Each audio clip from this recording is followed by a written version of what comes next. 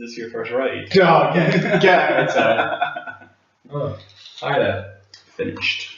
So welcome to the first Premier League review of the season. Enormously happy to welcome a special guest today.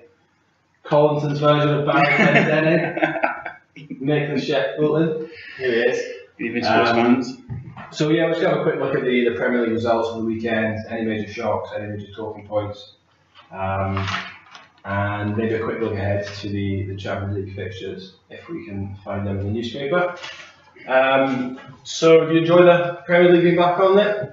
Yeah, bloody loved it. Yeah. Nice little break over the summer. Get the old life back. But it's never going to be the highest quality football first week back. It's only a bit of fatigue still. The bigger clubs getting their big stars back aren't quite finished their pre-season. But yeah, that's exciting. All the drama back. Already got the ridiculous headlines back as well. Yeah, people's getting overly excited already. If we start with the first game, Man United Swansea. So obviously a bit of a shock, or not. I mean, if you called it. But I actually thought it's all fine and well Van Gaal playing the system, but to me it was just reckless playing that system without the players to play it. So you've got Lindegaard playing right wing back, who's played attacking midfield for like Birmingham, I think, maybe Wigan last season. Ashley Young at left wing back, who's an average winger, not going to be able to defend properly. You've got Blackett, I think his name was, one of the centre backs, who's never played in the Premier League before. Of course, there's still blood in the youngsters, but there's a time for that at Carling Cup, FA Cup. First game of the league season. Yeah. I mean, Van Gaal was credited with the whole Dutch sort of push towards the World Cup, and he did well. The big thing that he was credited with was looking at the players that he had and changing the system to fit the players. But it very much looks now that he's got a system, that's what he's going to play. And everyone said that's brilliant because it allows him to get Matip and Percy and Rooney to the same side. Now, Van Persie wasn't available, he wasn't fit enough to play this weekend, but he stuck with it, and he seemed pretty rigid on it. This seems to be his system, and it doesn't seem to be about the players, it seems to be about his system, and he's shoehorning the likes of Blackett and Lingard. Just seems to be a massive lack of flexibility for a manager who prides himself on being able to adjust. Yeah. But I mean, credit Aston Swansea, I thought they were excellent. Sigurdsson, I think he's probably been on the signing for the season. Very dangerous player. I think it was some ridiculous stat that they had 29 passes before the goal. It's not often that happens at Old Trafford, or certainly didn't used to. Yeah, I mean, I thought maybe the Fortress Old Trafford would be back this season, but that's been blown away again. And it'll be interesting to see how Man U do. I think they'll probably improve as the season goes on, but it'd be nice to see them properly capitulate, really. From a partial standpoint, but really see them struggle to get in the top 6 or something would be quite amusing to watch. Yeah, I mean, of course we've seen them load over the rest of us. The whole David Moyes thing sort of left a bit of a bad taste in the mouth. I'm a big fan of David Moyes. I don't think he did a particularly great job. I don't think he was helped. In the boardroom level, I think it's probably an insanely tough job to take over and succeed at. Succeeding Alex Ferguson, but yeah, I don't think he was treated particularly well by Man United. No, do I think he did badly enough to justify firing him. Yeah, well, I mean, apparently there were clauses in his contract that said if you don't make your Champions League, you're gone. Yeah. So, I completely agree with performance-related contracts. I don't understand what's on with it. But let's not dedicate the whole show to Man United. Let's. Leicester 2, Everton 2. Really exciting game. Aidan McGeady scored an absolute screamer. So I think you'll be happy with that. And a good result for Leicester, really. Looking at their squad, I think they're going to struggle this season, but 2 to draw against Everton is a good way to go. I'm delighted to see Paul Konchesky back in the Premier League as well. So one of the poorer left backs to grace the Premier League. And Cambiasso to come in as well, apparently. Yeah, actually, that's quite amusing. I don't really see how that's going to work. I mean, there's 2 approaches to coming up. There's the whole sort of staying loyal with your squad and your players and your systems that got you up, and very much doing it sort of Blackpool style of we're the smaller team, we're unfancy, but team ethic will carry us through. or there's a whole QPR that's throwing the insane amount of cash at it. Get rid of the whole sort of heart of the team, but talent will get us through. And by bringing in aging stars like Cambiasso, I don't really see how that fits in either of the systems. Possibly, but I mean, you could say that add some experience and steel to a team that's lacking in top game experience. What's he now, 33? 33. I mean, for him to, as a baptism of fire coming into the Premier League, I don't think it's the kind of league that, as at that sort of age, when you've never been blessed with pace anyway. Yeah, I mean, it might be a situation of bringing him in to provide some sort of leadership and guidance in the change room, some sort of father figure. But yeah, no, I was impressed with Leicester actually. I was also impressed with Everton. It's a big shame Ross Barkley's now looks to be a bit of a season. I think it is. Thomas White will be gutted. Yeah. Tommy White will be gutted. Will be gutted. But yeah, I mean that's a shame. One of the great hopes of this season. Yeah. I actually, before the season started, moving on to our next game, thought Stoke were going to do well this season. I was really impressed with them last season, change in style and everything under Mark Hughes. I thought it would be a good sort of evolution. But to start the season with a 1-0 loss at Villa's must be highly disappointing for the Potters. Yeah, but I don't really buy into the whole Villa are going to struggle this year. I think they'll do all right. I mean, Villa started off campaign last year beating Arsenal. Decent season last year. I think Stoke could do alright. I think a lot will hinge on Bojan, how he fits into the whole Premier League. I mean, he's been, by all accounts, he's been terrible since he left Barca. Yeah, I think he's been massively overrated for years. I don't really see what the fuss is about now. He's doing okay when he first came to Barca. But I mean, things click. I mean, he's clearly got enough talent to come through the Barcelona youth system, and I mean, yeah, playing the first team was 50 games for the first team? Played a few games for them, but in that period when they were arguably the best club side of all time. I mean, he's clearly got raw talent. I mean, things might just click. He might have a really good bond with Mark Hughes. He might love being in Stoke away from the spotlight. He might love being the main man in a unfashionable chance team. to partner with Peter Crouch up front is probably a lifestyle ambition. He's finally lived.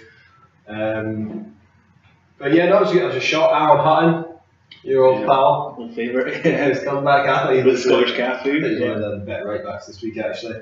And Ron Vlaar and Sendros actually, so a comedy ball duo in the middle, really playing well together. Yeah, I'm not a fan of Sendros. So. No, I think he's dreadful, but it'll be interesting to see how Villa go on. I still think they need to sign a few players. But I mean, I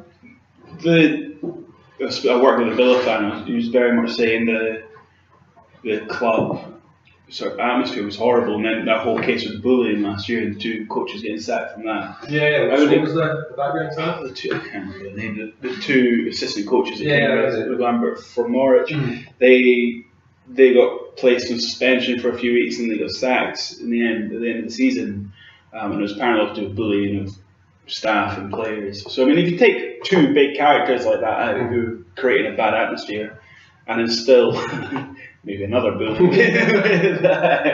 with your Roy Keane, but apparently Roy Keane's really good friends with Paul Lambert, and that's very much his appointment. It's not a boardroom appointment. Shay Given obviously has a good relationship with Roy Keane.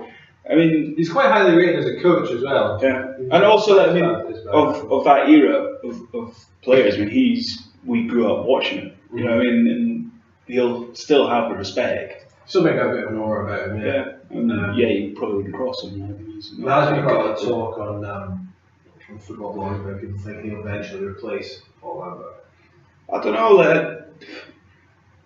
He doesn't seem that eager to get back into full-blown management. I mean, he had the chance with Celtic. There's been a bunch of sort of lower Premiership clubs that have been the jobs become available, and same with Championship clubs as well. And if he was looking for it, he'd get his agent to put his name out there. His name hasn't cropped up in any of the sort of candidacy lists that you see. And I mean, for him to go into the assistant manager job at Republic of Ireland as well clearly shows that that's a route that he wants to go down. Possibly. I mean, I think if Villa starts struggling, then that story will be more prevalent. But we'll give him the benefit of the doubt at the moment. Okay, the London derby of sorts, West Ham against Spurs. Pretty dire game, excuse the pun. Yeah, poor game. I was surprised to see Calvert start left back and did a wee piece on Ben Davis. I thought it was going to be a good season. He was left on the bench, which was to my surprise. West Ham got that early penalty. Not no usually so reliable. Strokes it wide. Yeah. And then you have West Ham just couldn't break down Spurs. And I think that's the story of West Ham, really, isn't it? I mean, it's not ideal if you're wanting to watch a free-flowing game, watching Spurs go down 10 men, and watching West Ham try and break it down. It's not pleasant to watch. I thought the red card was harsh. There's been a lot of uproar about it not being a penalty. I don't know if I was a Tottenham fan. Sorry, if I was a West Ham fan, I'd definitely say it was a penalty. If people say, "Oh, it's going miles off target," from that distance, I think at that speed you can't tell. His hands were off at him. I think it was a penalty. I think if West Ham had scored that, it would have been an interesting game to see how Spurs reacted. Yeah. Just goes to show West Ham's inability to create any chances. Yeah. Ridiculous amount of money spent on Andy Carroll, who's always injured. We brought in Enner Valencia, see if he makes a difference. But I don't think it's just up front. I think in midfield they lack in creativity. That's probably the main problem. Yeah. I mean, yeah, you've got an aging Kevin Nolan. Mark Noble's always sort of threatened to move from like in my mind he's still like a 21-year-old who has the potential to crack on. He must be pushing 30 now. He'll be late 20s. I mean, he's just never kicked on from like being. I think he was the captain of the under 21 team. It's still in the bag. Sorry.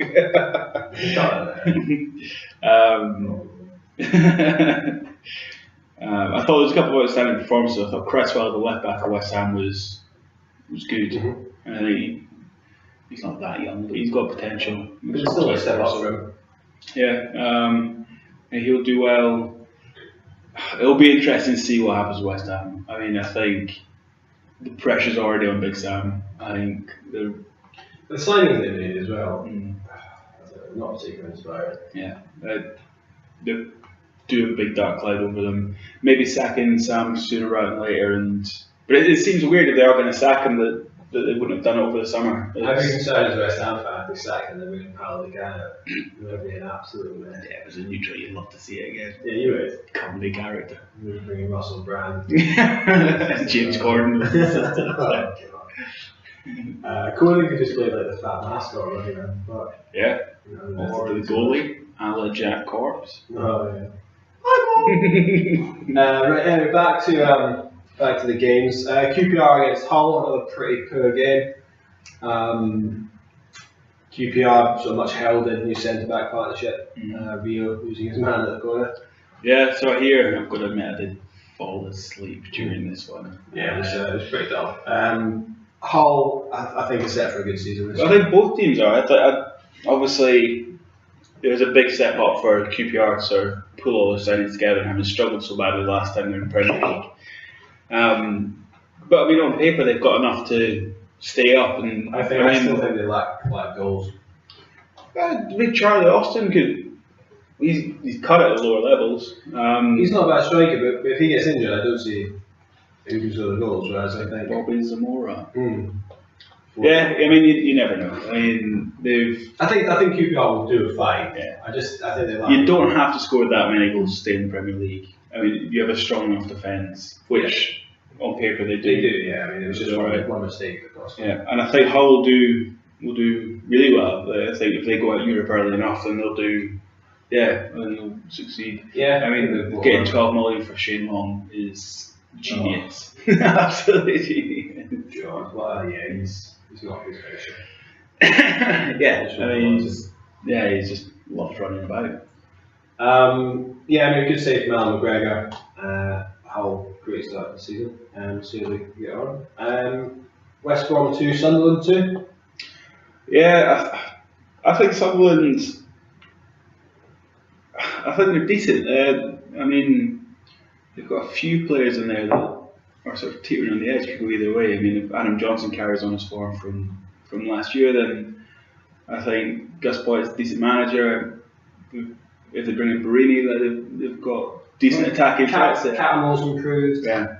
Defensively, I think they're They okay. keep Wes Brown fit as well. I think he's still got a lot to offer. Yeah, Glenn O'Shea's same. But I think also up front they have an issue. If Stephen Fletcher isn't on form and playing well, then they have Jose Altidore and Conor Wickham, although he was great towards the end of last season, but still. He's apparently going. Yeah. Apparently off to West Ham. He's going to. I mean, like, I think if your survival in the league is like totally dependent on Conor Wickham, I think you're in trouble. Yeah. But I mean, if they bring in Barini, I think he'll be a decent like permanent acquisition for them. I think he's got enough about him to score goals. He's quite creative. He offers a lot, and he's got a few spicy haircuts as well, which I always like. Yeah, absolutely agree on that one. Barahino, a couple of goals for West Brom. He came through last season. Looks an exciting prospect. I think West Brom will get relegated this year. They'll really struggle. It's a bizarre appointment, Alan Irvine. I think, as much as I dislike it, I think Neil Lennon would have been perfectly suited for that. Tim Sherwood, I'm not a fan of him, but he was in the frame for that job as well. I think there was a lot of decent enough managers going around. Yeah, that they didn't need to go down that route. And if you go back even further, I think the sacking of Steve Clark was a bizarre one. Disgrace. Touched on that in that pre-season video, excuse me, but to get them to 8th in the table, sacking the following season, even sacking Pepe Mel, I thought was slightly counterproductive. I don't know how much that was a sacking though. I don't know if that was just a sentiment. I think it was him just being like, fucking hate the Midlands. He seemed to have a good rapport with everyone. Yeah. But yeah, it just didn't seem to work. I get the impression that it was partly him being like, I don't want to be here. And so it seems to be being run into the ground a little bit, club. But it used to be held up as like the poster boy of how to run a football club. Yeah, it's got a great set of fans, good stadium, good atmosphere, but I don't know what's going on in the boardroom. Anyway, moving on to Sunday's games. Liverpool 2, Southampton 1. I thought Southampton were desperate and unlucky. I was surprised actually. I thought, having looked at the extent of the departures, that they would struggle in this game and throughout the season, but they actually played some really nice stuff and looked better. So.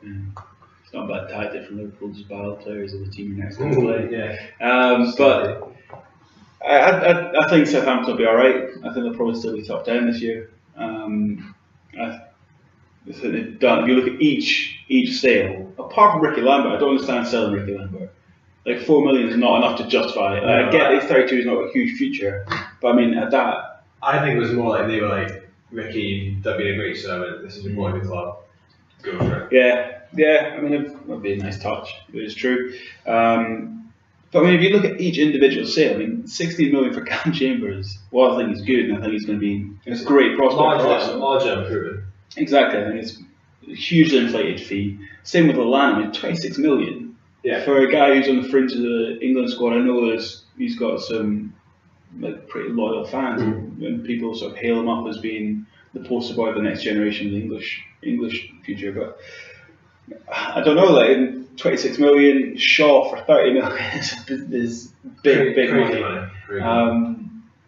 Lovren is probably the closest to a fair valuation, I think. But even then, it's a lot of money. It's a lot of money for a centre back. So I mean, if you look at each case, and then obviously getting rid of your Osvaldos and all them as well, I think you look at each case, they're fair enough. But it's just when you combine them all in the same summer, it is hard to create that team ethos and team ethic. I think by bringing in a big name manager is probably a wise move. Like your Ronald Koeman's, people are he's automatically going to start with more respect than say if they brought in a Pochettino who people don't know when Pochettino started there.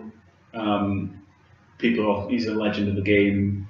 They'll give him time. They'll listen to what he has to say and probably believe in what he has to say until proven wrong. Whereas if you bring in an unknown and there's a perception of that club going downhill, then I think he'd be in trouble.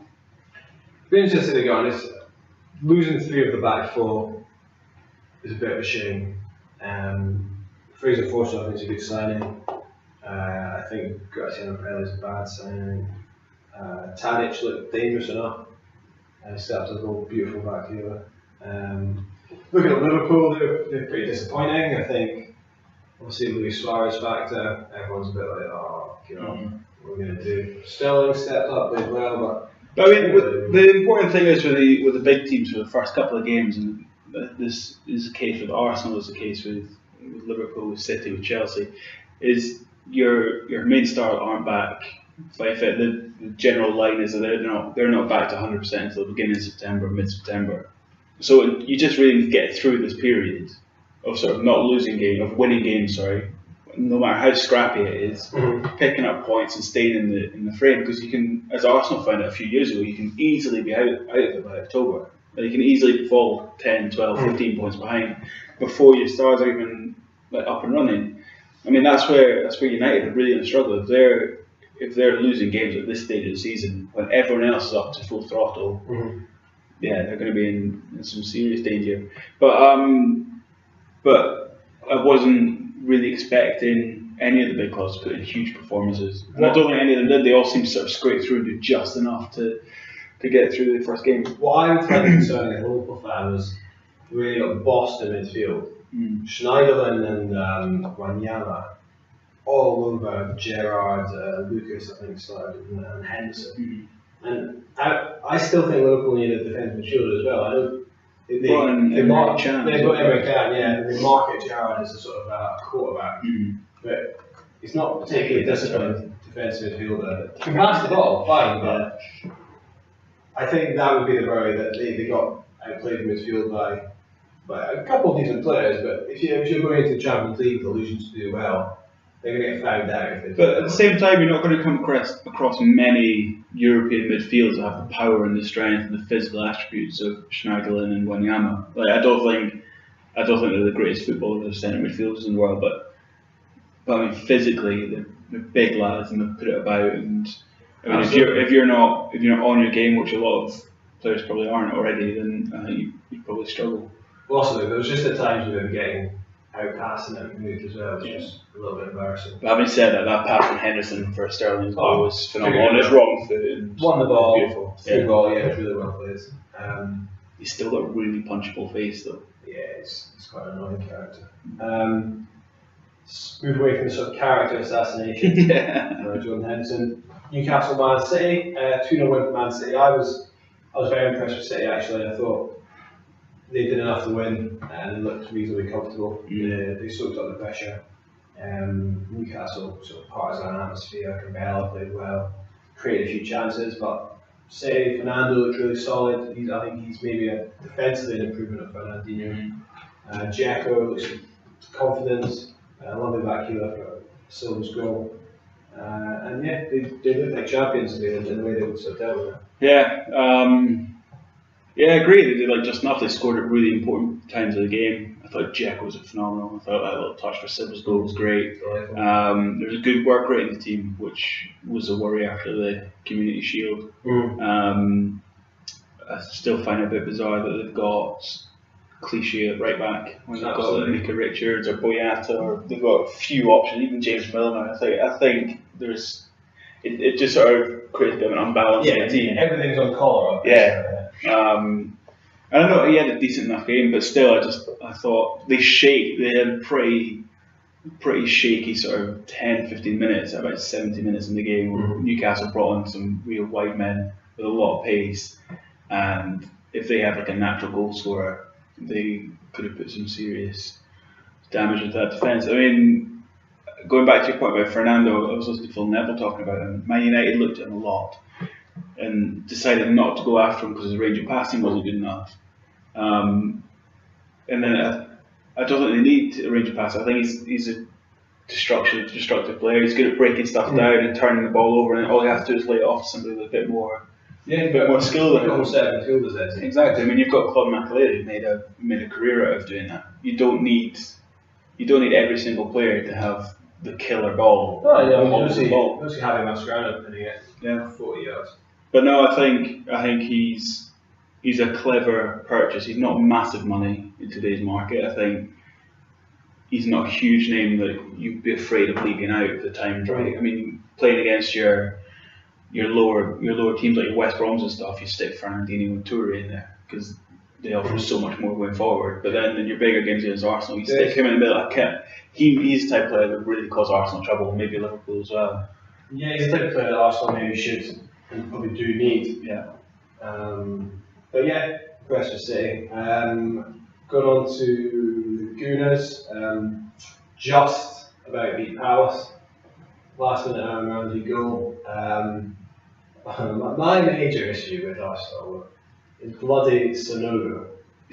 The guy is an absolute donkey. Yeah. Cannot control the ball. Well, he got so much credit for his role in Ramsey's goal in the Community Shield, but like none of it looked intentional. It looked like the ball just sort of pinged off him, pinged between his legs, and then fell to Ramsey, who did that lovely little touch. Yeah, he stumbled around, scooped it into Ramsey. Yeah.